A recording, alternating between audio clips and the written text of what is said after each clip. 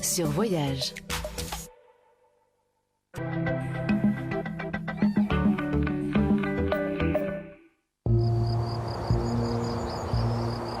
Le GR70, plus connu sous le nom du chemin de Stevenson, est le sentier des grands espaces.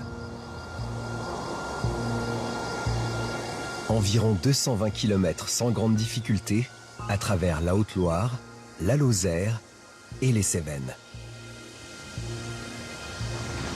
Un itinéraire qui suit les traces de Robert Louis Stevenson, un écrivain écossais du 19e siècle qui s'aventura dans ces régions françaises isolées.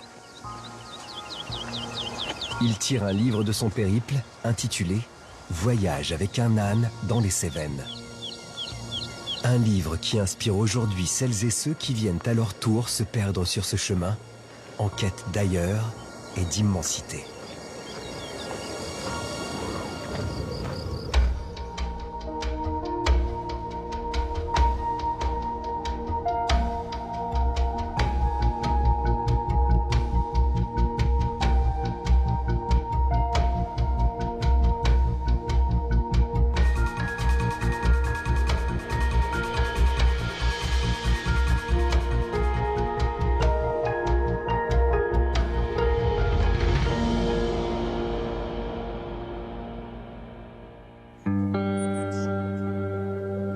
Le chemin Stevenson commence dans le petit village du Monastier-sur-Gazeille, dans le département de la Haute-Loire, à quelques kilomètres du Puy-en-Velay.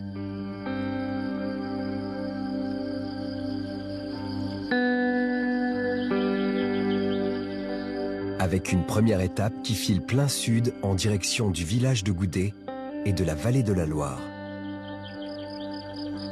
Très vite, on est déjà un peu loin de tout, dans les pas de Marion Bailly, qui accompagne régulièrement les randonneurs sur l'intégralité du GR70, l'autre nom de ce chemin. On vient de passer devant une petite pancarte GR70 qui donne je trouve un peu le ton de ce chemin, un petit côté western avec cette pancarte en bois. Ouais, carrément. Ben là, en plus, on va traverser vraiment des paysages qui vont changer, mais toujours avec cette ambiance assez sauvage.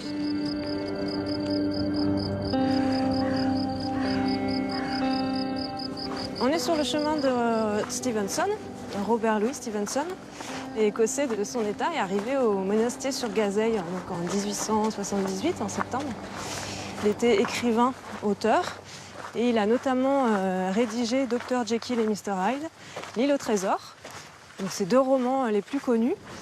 Et il arrive pas très en forme parce qu'il vit une période un peu difficile. Il vient de quitter Fanny Osborne, qui est une riche américaine, mais mariée malheureusement. En tout cas, il vient là pour un peu se ressourcer, faire le point sur sa vie, écrire. Voilà, donc il arrive sur le Monastier. Pendant un mois, il se prépare à cette longue itinérance. Et quand il sent le moment, ah oui, non, il ne faut pas oublier quand même un détail très important, je n'ai pas parlé de ça, Modestine, son ânesse, qui va acquérir sur un marché au Monastier-sur-Gazeille, qui va l'accompagner jusqu'à Saint-Jean-du-Gard. C'est le début de l'histoire. Et c'est le début de l'histoire, exactement. On peut dire que c'est un peu un précurseur en fait, un des précurseurs de l'itinérance et de la marche à pied.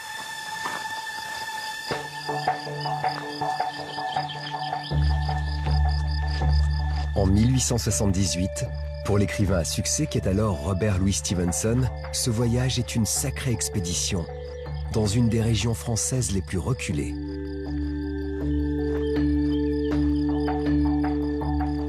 Et si l'itinéraire est globalement assez facile sur les premières étapes, certains passages étaient et sont toujours un peu plus périlleux. Bon, là, on commence la petite partie un peu technique sur la descente sur Goudet.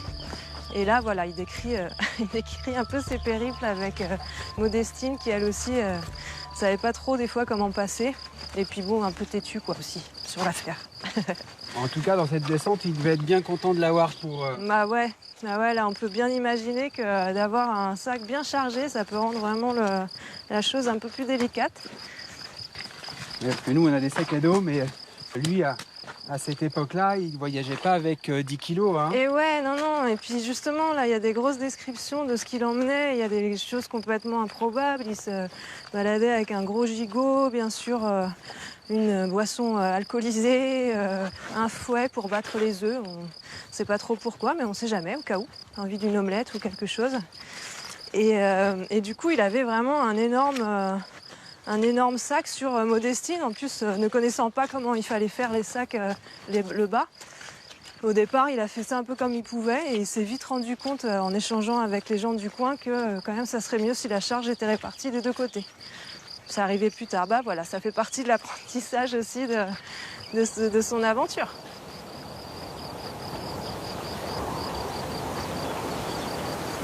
Le chemin de Stevenson croise la Loire naissante en bas de la descente de Goudet. Près de 6000 marcheurs empruntent ce chemin tous les ans et contrairement à l'écrivain, ils dorment rarement dehors et profitent d'un joli réseau d'hébergement comme à la Retirade, chez Émilie Claire. La Retirade, c'est un joli nom. Ça veut dire quoi? C'est en patois local, ça veut dire l'endroit où on est accueilli quand on n'est pas dans son village. Ce chemin de Stevenson, ça structure un peu la vie sociale et la vie économique d'endroits comme ici. Ouais, ça c'est clair. Je pense que sans Stevenson, il n'y aurait plus d'école ici. Il n'y aurait plus d'épicerie, il n'y aurait plus de resto. Il y a quand même 5 familles dans notre village qui vivent autour du chemin de Stevenson.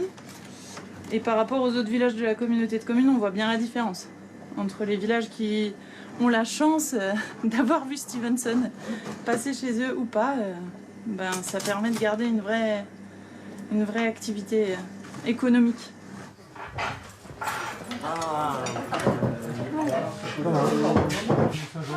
Bon appétit, si vous manque quoi que ce soit, n'hésitez pas. Merci.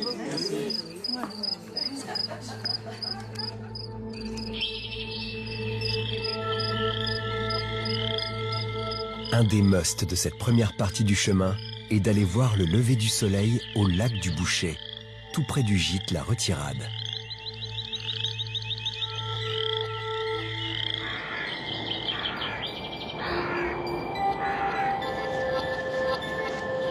Jérémy Mazet est un habitué des lieux, souvent en quête du moment à part. Toi, qu'est-ce qui te plaît ici? Ce qui me plaît, c'est que ce lieu, il a un côté un peu mystique, donc c'est un Mars cratère. Il a un côté très rond, il y a beaucoup de brume le matin. Il y a des beaux reflets sur l'eau là qu'on voit à droite. Ouais, on commence à voir. Ce qui permet de faire des photos sympas. L'hiver aussi, c'est très joli l'hiver. Parce que l'hiver, le lac, il est entièrement gelé. Il est gelé, il y a de la neige. Et il y a des arbres qui sont pris dans la glace sur le bord. Donc ça permet d'avoir des premiers plans pour les photos assez sympas. Il y a beaucoup de légendes d'ailleurs sur le lac. Des légendes un peu héritées de la Bible ou choses comme ça. Que le lac, qu'il a englouti le village, qu'il y a des dragons. Enfin, il y a vraiment des choses, je pense, dans les temps anciens. Ce lac n'était pas vu comme un lieu un peu de villégiature et touristique comme maintenant. Oui, ça nourrit plus des peurs. C'est ça. Ça nourrit très longtemps des peurs. Ouais.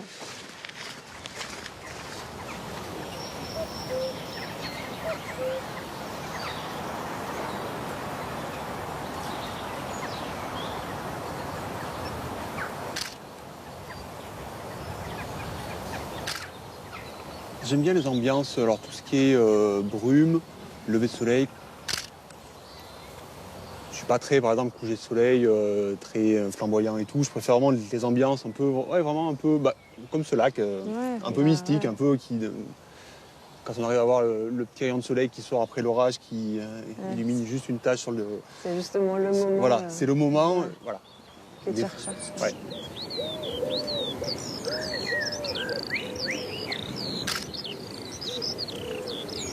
À la fois, je vais sur des coins que j'ai vus un peu par hasard au gré de mes randonnées. Et à la fois, des fois, je cherche un peu sur Internet, je cherche là, il y a une zone un peu dégagée sur un petit sommet, donc ça doit sûrement rendre quelque chose. Donc je regarde que le soleil va se lever là, à telle heure, à tel endroit, donc ça va peut-être marcher. Je vais voir et souvent ça marche en fait. Donc le photographe marche beaucoup aussi. Le photographe marche beaucoup, bien sûr. Le photographe nature est avant tout marcheur, je crois. Puis ça reste le moyen de découvrir la nature qui est le plus propice, en fait. Donc oui, il y a toujours une marge d'approche qui est assez longue. Et la marche permet de façon d'accéder à des lieux, justement, un peu autres. Donc oui, le photographe est avant tout un amoureux de la nature, quoi, et des sports de nature, en général.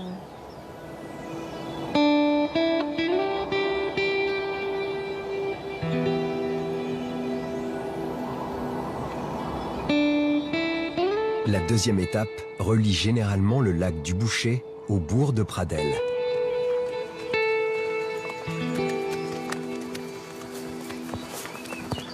C'est l'occasion de faire un bout de chemin avec un des descendants de Modestine, l'ânesse de Stevenson.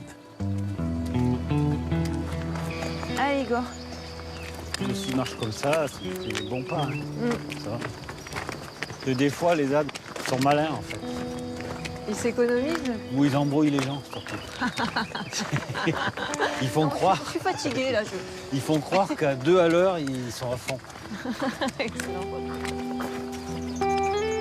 Celui-là s'appelle Igor.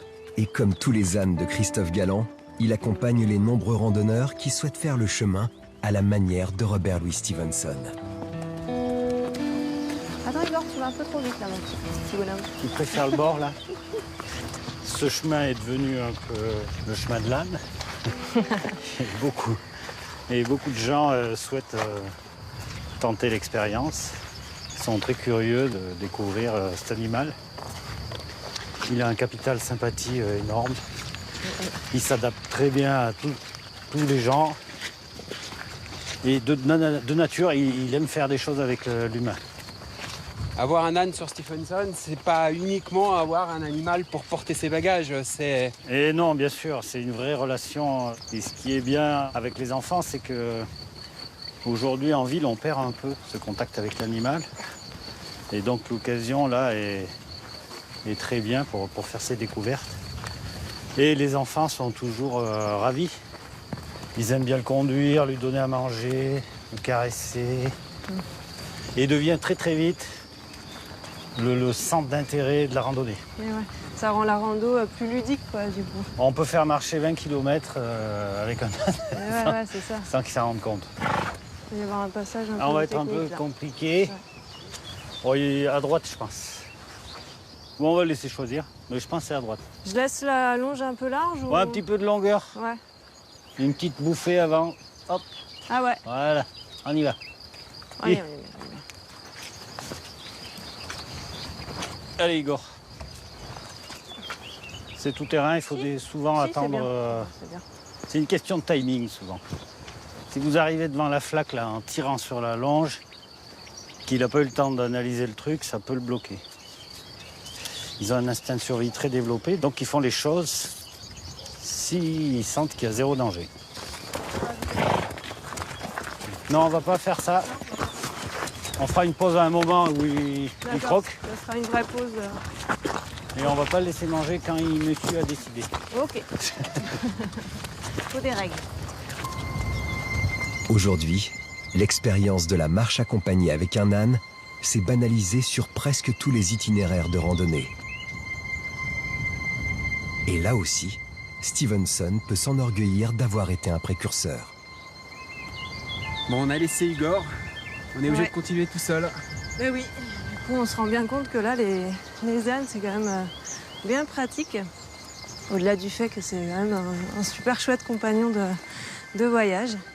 Et de voir qu'il est possible de faire le Stevenson en famille, à un rythme tranquillou, quoi, sans forcément aller au plus vite, quoi, pour arriver sur les étapes, juste prendre le temps. Bon, bah aujourd'hui, on a encore un ciel d'orage Ouais. qui nous poursuit, en tout cas. C'est Ouais. un peu le quotidien, tous les jours, hein, cette saison. C'est ça. C'est un peu ça en ce moment, mais voilà, on l'a vu, ça donne des super chouettes couleurs, des belles ambiances. Bon, ce soir, je crois qu'on a encore un petit peu de temps. Ouais, on est bien là. On est très très bien.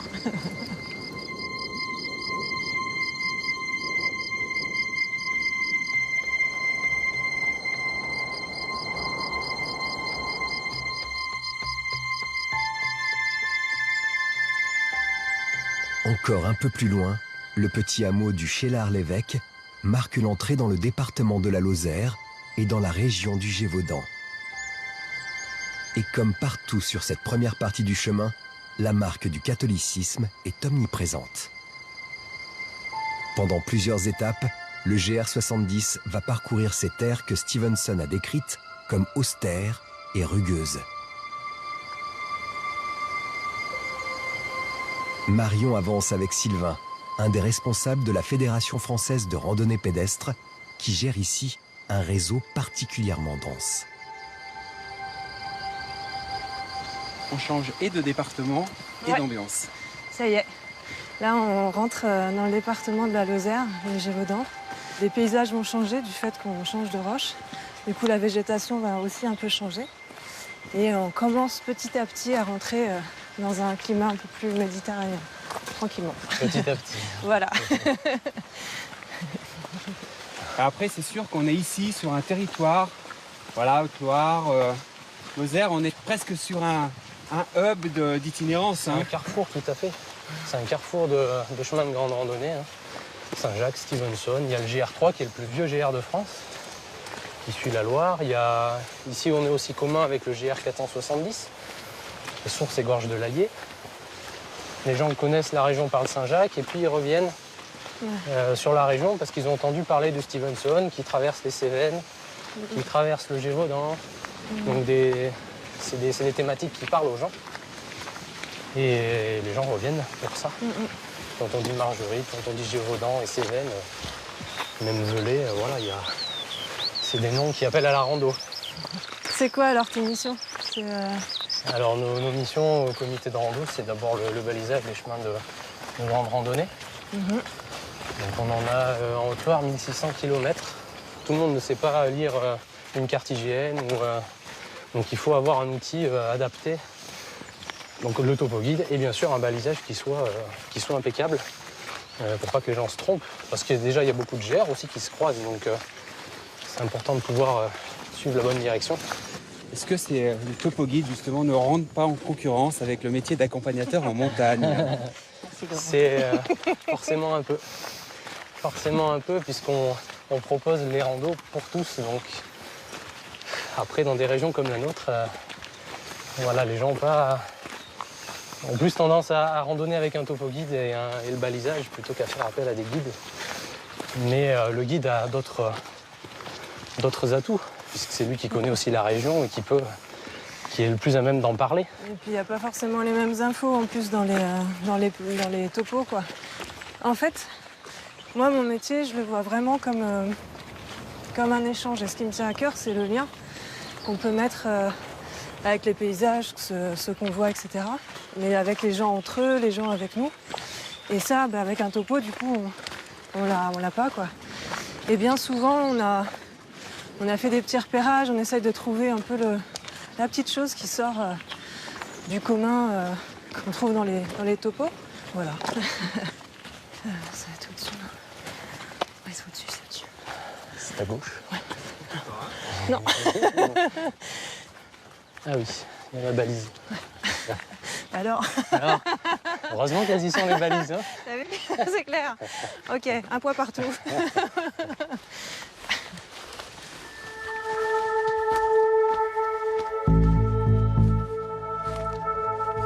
Là, on est plus dans une forêt de hêtres avec quelques sapins d'ici et là.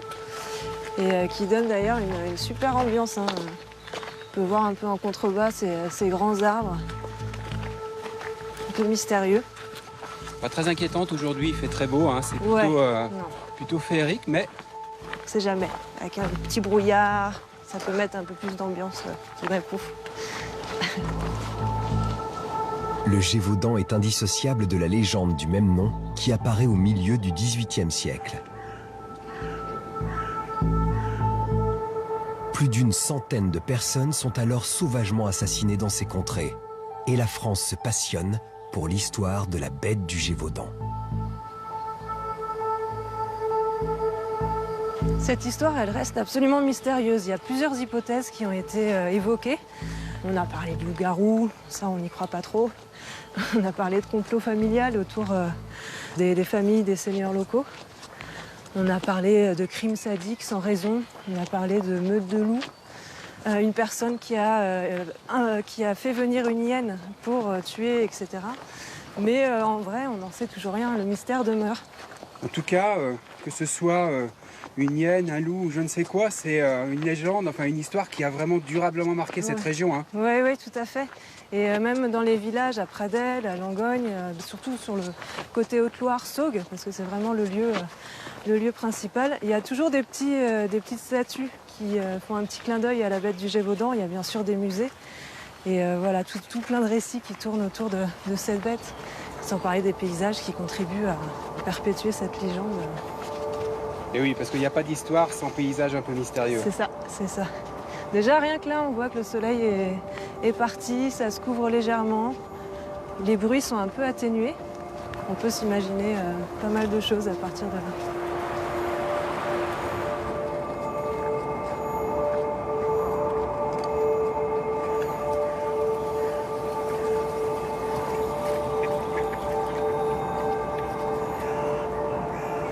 On arrive dans un endroit propice justement aux histoires. Ouais. Et Stevenson, lui, il est arrivé à peu près 110 ans après tout ça. C'est vrai que les habitants des villages qu'il a traversés étaient un peu apeurés là, de voir ce voyageur commencer à avancer dans cette forêt, de dormir dehors. C'est vraiment toutes les peurs de la nature, les peurs de la nuit qui ressurgissent à ce moment-là, mais même encore maintenant en fait. On peut bien s'imaginer ça pareil de nos jours. C'est ces peurs-là qu'on ne s'explique pas trop, mais qui sont présentes néanmoins.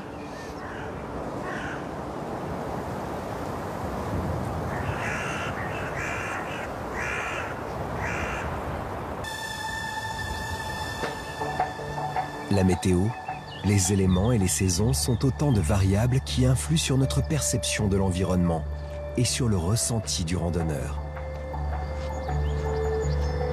D'inquiétant la veille, le paysage devient rassurant et engageant pour cette nouvelle journée sur le chemin de Stevenson, avec un ciel de nouveau dégagé et un printemps omniprésent.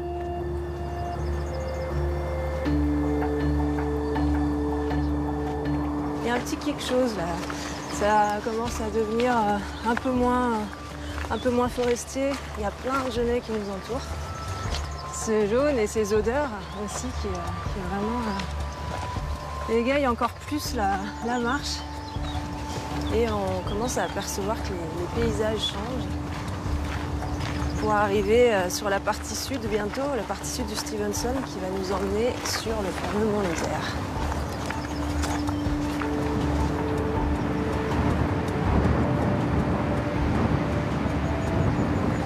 Par contre là aujourd'hui il y a aussi un autre élément qui a fait son apparition, incontournable ici, c'est le vent. Oui, là, il y a des arbres, du coup, tu vois à leur forme qu'il y a beaucoup de vent. Ça aussi, c'est pareil, c'est des petites choses dans la nature qui peuvent te donner même des indications sur le climat.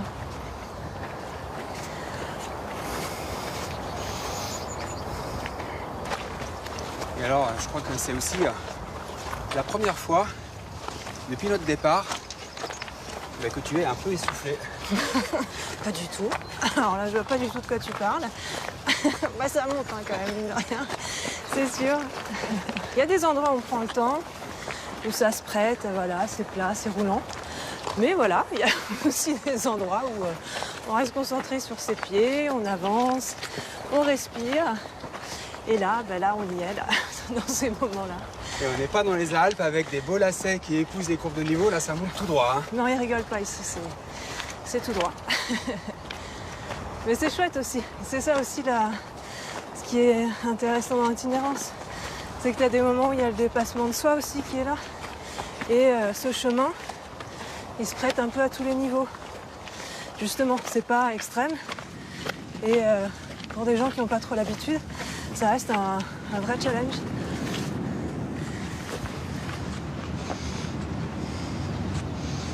Une fois dépassé le bourg du Blémard, le chemin de Stevenson s'attaque aux pentes du mont Lozère pour ensuite basculer sur la vallée du Tarn. Un mont Lozère qui est le point culminant de cette itinérance. Une ascension relativement facile quand tout va bien. Mais là aussi, les éléments et la météo peuvent toujours changer la donne. de faire l'ascension du mont Lozère, qui est juste là-bas, qui est à 1699 mètres. Il y a toujours beaucoup de vent. C'est un peu une des caractéristiques du mont Lozère. Et les pierres qu'on croise là tout au long du chemin, on pourrait penser que c'est des menhirs. Mais en fait, pas du tout. Il faut s'imaginer là, sur un temps de brouillard, avec de la neige, ou même rien que de la pluie, hein, ça suffit. Mais quand le brouillard s'installe ici, on voit rien de rien. Et ces pierres plantées, là, ça s'appelle des montjoies. Et en fait, c'est tout simplement des bornes pour bien se repérer, pas s'égarer, quand on a une visibilité réduite. Ça a l'air de rien, mais ça aide, hein, vraiment. C'est du vécu. Hein. Ensuite, ici, il faut savoir qu'on est sur une ancienne draille. Les drailles, c'est les grandes voies de transhumance. Et certainement qu'elles servaient aussi lors de la transhumance pour orienter les bergers qui venaient avec les troupeaux ici. La transhumance, ça a contribué vraiment à sculpter les paysages qu'on a autour de nous. Au-delà de la transhumance, on parle d'agropastoralisme. Parce que ça contribue à maintenir les milieux ouverts, comme ce qu'on a tout autour de nous. S'il n'y avait pas de troupeaux, ou si ce n'était pas entretenu par l'homme, on aurait des grandes forêts tout autour.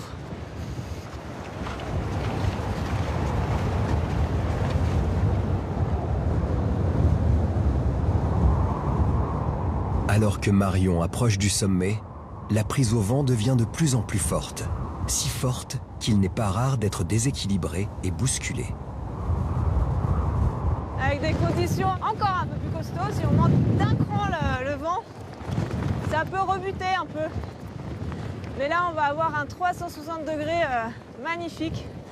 Et en tout cas, là, avec la météo qu'on a, ça vaut vraiment le coup. Même si ça souffle quand même beaucoup. Ouais. C'est sûr que là, on se fait bien déporter. Mais on va trouver un petit abri. Ça va être mieux là-bas. Au sommet, il y a quelques pierres agencées sommairement pour se protéger du vent, avant de continuer sa route à travers le parc national des Cévennes, qui commence avec ce massif.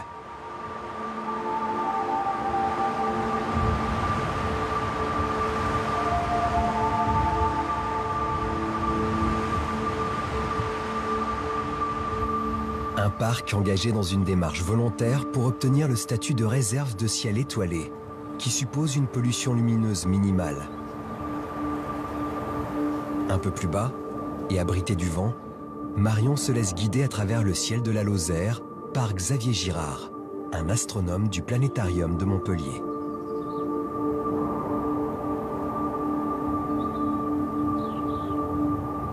Donc au niveau des planètes, en ce moment, Jupiter et puis Vénus, juste au-dessus de l'horizon ouest. Ok, ça y est, donc là, on voit Vénus, okay. Et on voit Vénus alors que le Soleil n'est pas encore couché. Ah oui, ok. Donc on peut la voir en plein jour. C'est le seul objet qu'on peut voir en plein jour, en dehors de la Lune. Elle est bien visible.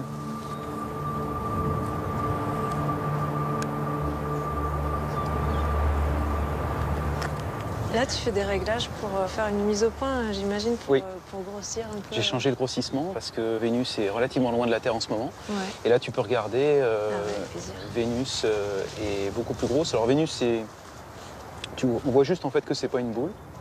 Ouais. On voit qu'elle est un peu comme la Lune en fait ce soir. Ouais. Elle paraît un peu bossue. Ouais, voilà. Elle est gibbeuse là en ce moment, comme la Lune. On la surnomme l'étoile du berger. Et on ferait beaucoup mieux de l'appeler la planète du berger. Alors pourquoi du berger? Parce que Vénus c'est un point de repère important pour les bergers. Ils savaient que tant qu'ils voyaient ce point brillant dans le ciel, sachant que Vénus est le deuxième point le plus brillant après la Lune, tant qu'elle était présente, ça voulait dire qu'il n'était pas trop tard. D'accord.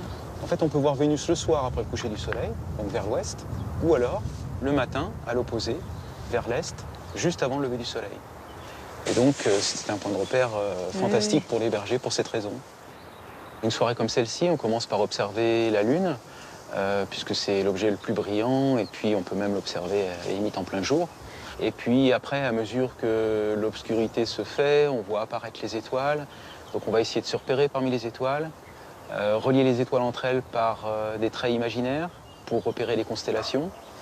Et ces constellations, ça fait appel à l'imaginaire des gens. Donc observer le ciel, c'est s'évader, je dirais, dans l'espace. C'est raconter des histoires. Et puis en toute fin de nuit, Mercure qui va se lever juste avant le lever du soleil. Il faut prendre le temps aussi d'apprécier toutes les couleurs qui se mettent petit à petit en place. Mais on va bientôt aller se coucher quand même, parce que demain la route est longue, merveilleuse mais longue.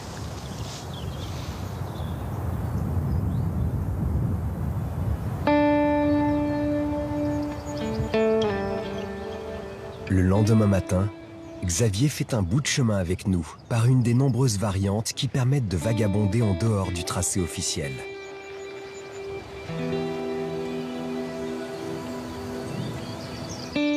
Nous prenons donc un autre GR, le numéro 7, pour rejoindre le pont de Montvert par le Haut-Tarn.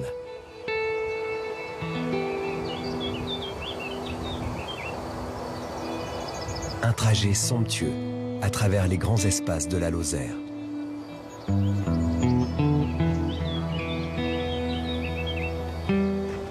On est au pays des Genêts et ça ressemble à des gentianes, ça. Qu'est-ce que c'est? Si, c'en est. Enfin, alors, il faudrait s'approcher un peu plus près parce que quand même, faut pas la confondre avec sa cousine maléfique qui est le vérâtre, qui lui est très toxique. C'est pas, tu bois pas un petit coup après avec du vérâtre, quoi. T'aurais de mauvaises surprises.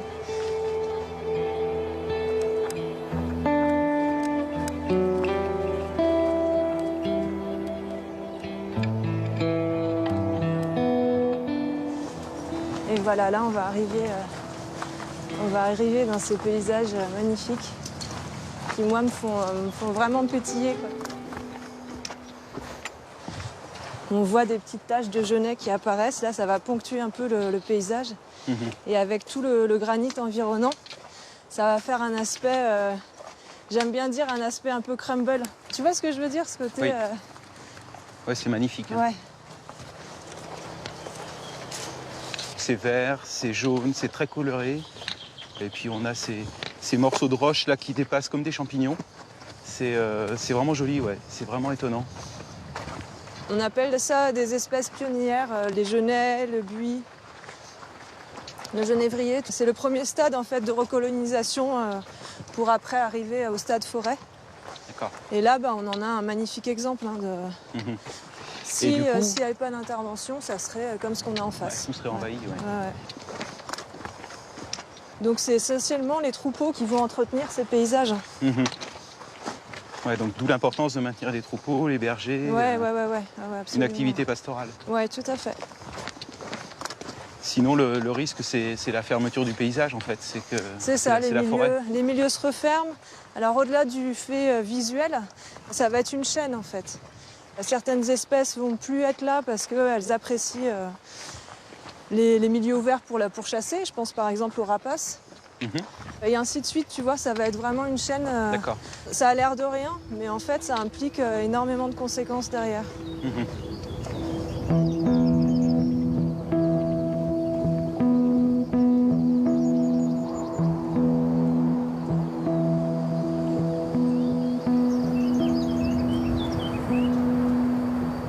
Quand tu regardes les paysages, tu peux lire le passé, parce que tu vois ce qui s'est passé, tu vois quelles roches.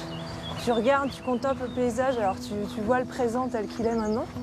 Et tu peux même t'amuser après à mettre des hypothèses sur le futur, à te dire qu'au fil du temps, ça va plutôt évoluer comme ça.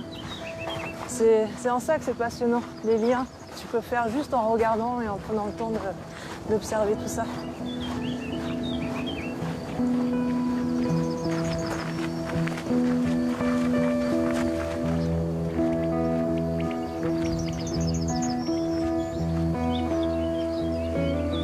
Le Tarn prend source dans ces montagnes du Mont Lozère.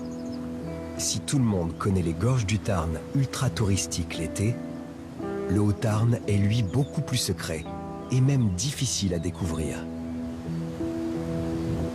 Il faut marcher sur ces chemins pour le rencontrer et pourquoi pas trouver les trésors naturels qui jalonnent sa descente en direction du pont de Montvert. Et alors là, on n'est plus du tout sur le GR. Hein. Non. Là, on est complètement hors sentier pour aller dans un endroit magique.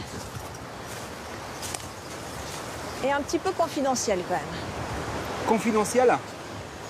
Ouais, confidentiel.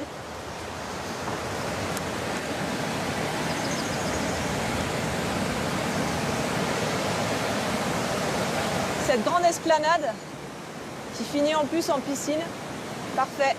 Petit jacuzzi sur la droite. C'est vraiment un bel endroit là, avec un peu de soleil. L'eau, elle est un peu froide, c'est vrai, mais comme dit un bon ami, on gagne des points de vie en faisant ça. Ce qui est vraiment merveilleux ici, c'est que c'est la petite perle.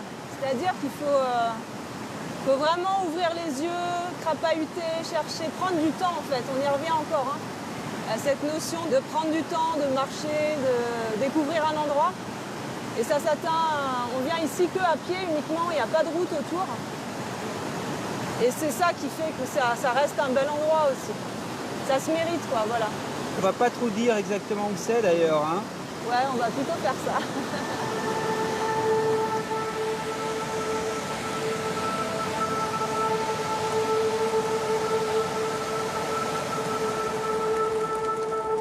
Le chemin de Stevenson et l'ensemble de cette zone du Mont Lozère est un paradis pour toutes les formes d'itinérance. À pied, avec un âne, en vélo et par tous les temps. Même aujourd'hui, avec la pluie battante qui n'arrête pas un petit groupe de cyclistes plutôt courageux.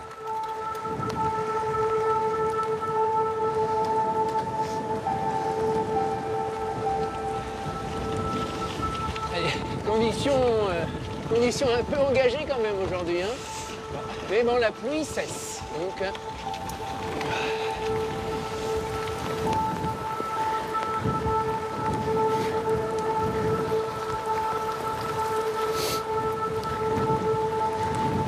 c'est joli quand même, hein, même avec cette lumière là. Hein? Ce serait presque dommage de venir sans pluie et sans brouillard. Tu vois. Ouais. Je pense qu'avec le soleil.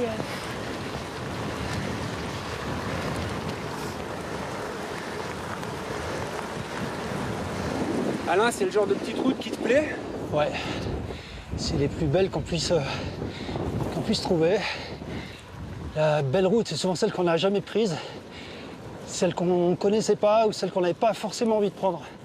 Des routes qui épousent le paysage, des routes anciennes, des routes qui correspondent à la topographie, par opposition à des routes très modernes qui ont été tracées sur la carte, qui vont tout droit, qui sautent les vallées, qui sont forcées un passage. Ces petites routes-là, s'il y a une butte, elles font un détour. Elles ne vont pas casser la roche pour aller au travers. L'idéal, c'est ces endroits sur les cartes à grande échelle sur lesquels on peut poser la main entière sans recouvrir une route ou un village. Et là, on se dit, ça doit être beau. Alain, Soigny et Luc sont chacun à leur manière des figures d'une nouvelle pratique du vélo. Quelque chose entre le vélo de route traditionnel et le VTT, avec l'état d'esprit des pionniers du cyclisme et une grosse envie d'aventure. À l'origine, c'est plutôt les Américains avec leur grand territoire, en fait, qui ont commencé à faire des vélos polyvalents. Voilà, parce qu'ils ont un territoire tellement grand qu'ils le parcourent à vélo, mais en autonomie. Voilà, et puis mélange route et chemin. C'est le vélo de route autrement. On n'est plus cantonné à l'asphalte. Voilà, c'est pas du VTT, mais voilà, on est bien là. On est de la piste.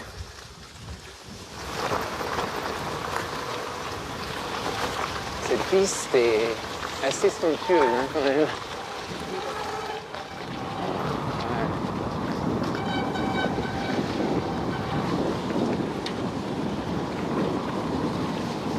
J'aime bien cette dimension, et même encore de nos jours, où on pense que tout a été vu, tout a été fait, et bien qu'à notre manière et modestement, on peut être des pionniers sur un itinéraire, sur une façon d'aborder la nature.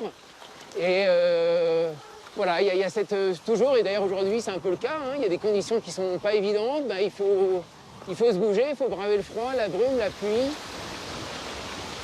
Oh là là, comment c'est trop beau! C'est super beau, oh la vache. Ce qu'on aime bien d'ailleurs à vélo, je crois, hein, certainement aussi à pied, c'est découvrir des territoires. Et en France, on a cette chance d'avoir une variété d'itinéraires, que ce soit des treks, à rouler, que ce soit sur route, des chemins. On voit là des paysages comme ça, moi j'ai pas du tout ça chez moi, les genêts, le granit, des maisons qui sont finalement assez austères. Bon, et ça c'est une vraie chance quoi, et l'aventure elle est souvent pas loin et pas très chère finalement. Et la différence c'est que les périples en itinérance comme ça, quand tu es en groupe, ça prend la solidarité plus que la compétition. Voilà, il n'y a pas d'adversaire, tout le monde doit arriver à l'arrivée et du coup, je trouve ça beaucoup mieux. Plus intéressant. C'est qui les membres de votre tribu? C'est des nouveaux cyclistes? C'est qui? Ben, je crois que c'était peut-être des cyclistes un peu oubliés, tu vois. Qui roulaient pour la plupart un peu dans leur coin avec, je pense qu'il y a un certain nombre de marcheurs, il y a beaucoup de gens qui font du trail. Et un peu dans cette espèce du renouveau du cyclotourisme, un peu nos grands-parents qui faisaient ça avec des sacoches un peu traditionnelles, ce qu'on appelait des randonneuses. Le matériel a un peu évolué et il y a un peu cette soif d'aventure, de nomadisme, d'itinérance. On emporte son sac de couchage, sa tente, on est libre quant à l'itinéraire, où il faut le suivre, mais il est assez original dans son tracé. Donc ouais, c'est avant tout, je crois, des aventuriers. Presque toutes les pistes du Mont Lozère mènent au pont de Montvert, le gros bourg qui marque la frontière avec les Cévennes. À partir de là, il reste 4 étapes pour rejoindre Saint-Jean-du-Gard, le terminus de Stevenson. C'est la partie cévenole du chemin, reconnaissable aux fermes caractéristiques de cette région.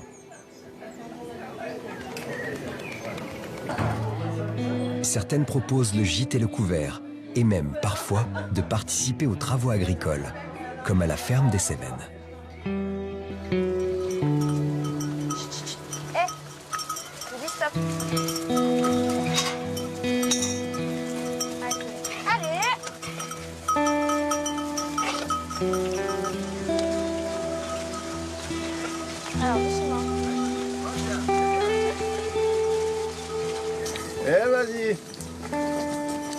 Voilà, ils vont être en liberté. Enfin, en liberté surveillée quand même, parce qu'il y a une petite clôture tout autour. Mais... Très bien, dans une boîte. Là, après, ça monte sur le Gosse, là-haut, sur les grandes étendues, donc elles peuvent monter plus de 200 mètres. Et après, elles vont se balader sur les versants. Et après, en général, elles finissent dans les prés là-haut. Et elles reviennent par les châtaigniers. Et là, il y a plein de chemins de randonnée partout, tu vois. Et les chèvres, ça aime monter tout le temps. Ça, voilà. Au départ, c'est bien clair, mon objectif, c'était de l'agriculture, mais de la vraie, mais avec de l'accueil. De l'accueil, pas pour que ça soit un revenu complémentaire, mais de l'accueil vraiment pour que les gens apprennent un peu comment on transforme. Pour justement que quand les gens viennent à la ferme, ils voient comment on fait un saucisson, comment on fabrique les fromages. La Charlotte, ce matin encore, elle va mouler avec les gens. Donc, si tu veux, c'est ça qui m'intéresse. C'est sûr que c'est pas l'agriculture de grand-papa. Hein. De nos jours, on a du matériel. T'en faire les céréales avec une fourche et à la four, c'est fini. Hein. T'as donné. Hein. Enfin, moi... Non, on a du matériel, on a des moissonneuses, c'est merveilleux, quoi. C'est génial, quoi. Avec les Cévennes, les marcheurs retrouvent des étapes en forêt, avec parfois des panoramas grandioses. Idéal pour marcher à l'ombre sous un soleil souvent écrasant, ou pour être un peu à l'abri des averses que nous essuyons depuis plusieurs jours.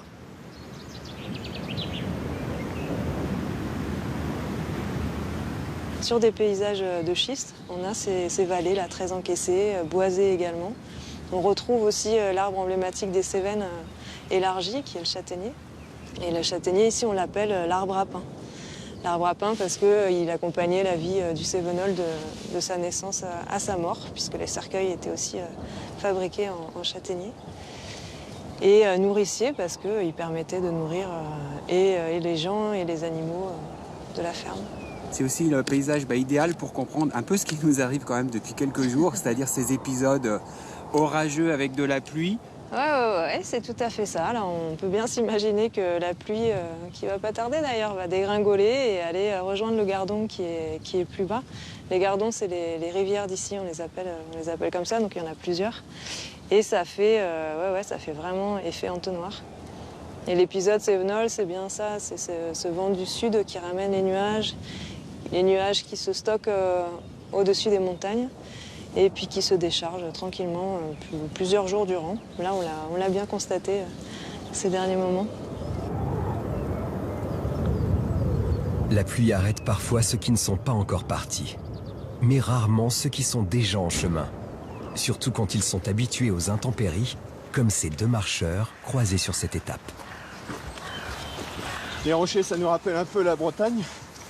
Et puis en même temps, la montagne est une montagne d'or. C'est vraiment superbe, la nature est en plein épanouissement à cette époque-là. C'est un vrai plaisir. Plaisir des yeux, plaisir de marcher. Vous cherchez quoi, vous, quand vous faites ce genre de truc comme ça, sur une quinzaine de jours? Alors nous, on oublie tout là, sur 15 jours.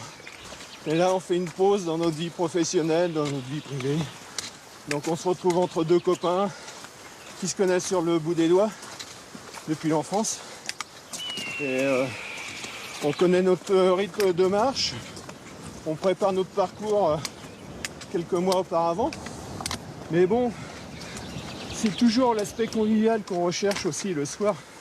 Quand on se pose, on aime bien partager nos moments qu'on a vécus là, dans la journée. À partir du moment où on s'est fixé l'idée d'aller jusqu'au bout, c'est vrai qu'il pleuve, qu'il vente, ça nous dérange pas trop quoi, en fait, parce que je pense qu'on irait jusqu'au bout de notre périple, quoi. On est deux, on se tient les coudes, et puis on affronte les éléments, c'est comme ça, hein, on est face à la nature, voilà, hein, c'est elle qui nous commande, hein, c'est pas l'homme qui veut toujours maîtriser la nature, qui arrive à en avoir le dernier mot, c'est la nature qui a toujours le dernier mot.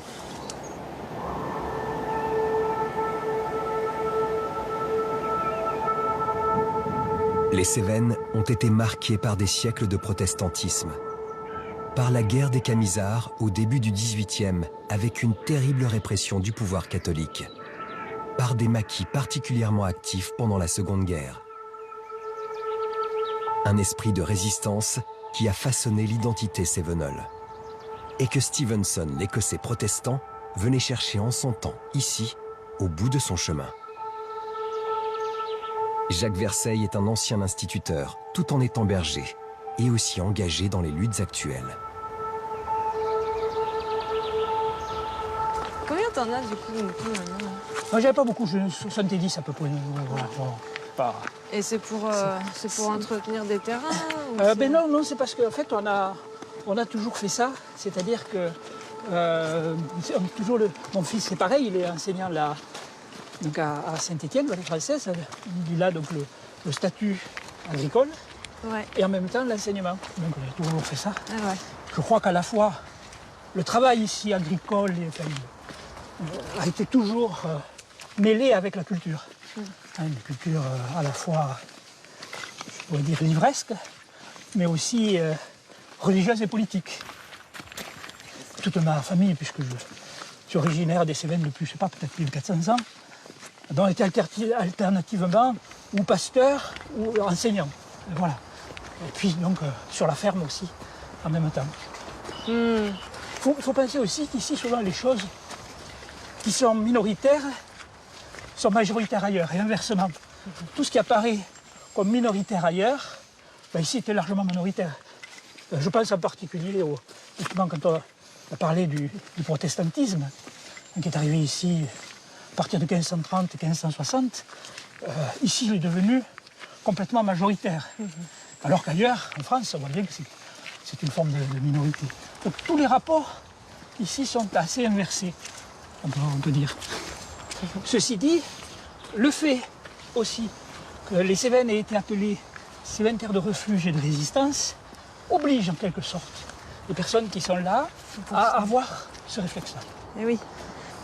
On voit bien que dans la quête de ce parcours de Stevenson, il y a cette recherche, je ne sais pas si on peut dire mystique, en tout cas spirituelle.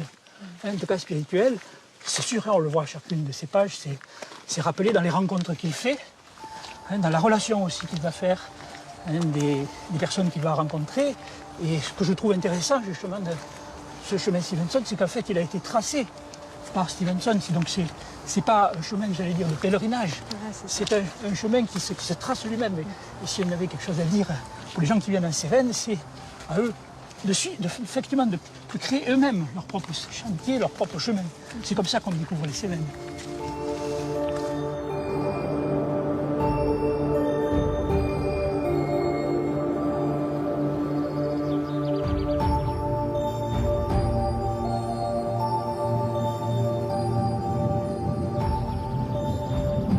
Marion nous emmène au Signal de Saint-Pierre, à quelques kilomètres de Saint-Jean-du-Gard, le point final du périple de Stevenson.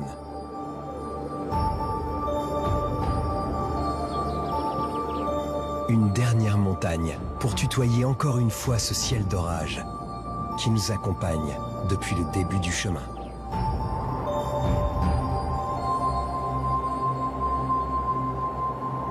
Marion, pourquoi tu fais ce métier d'accompagnatrice en montagne? Eh ben, il y a plusieurs raisons, mais vraiment ce qui m'anime, c'est le lien en fait. Le lien avec les gens, le paysage. Et voilà, il ne faut pas dénigrer ces petites choses qui peuvent être militantes. Et c'est Jacques qui me disait ça justement, il n'y a pas de petite lutte en fait. Tant qu'on est conscient de ce qu'on fait et qu'on essaye de faire, on fait bien comme on peut, mais on fait. En fait, être dans l'action, c'est ça qui est chouette. Et marcher, ben, on est toujours en mouvement.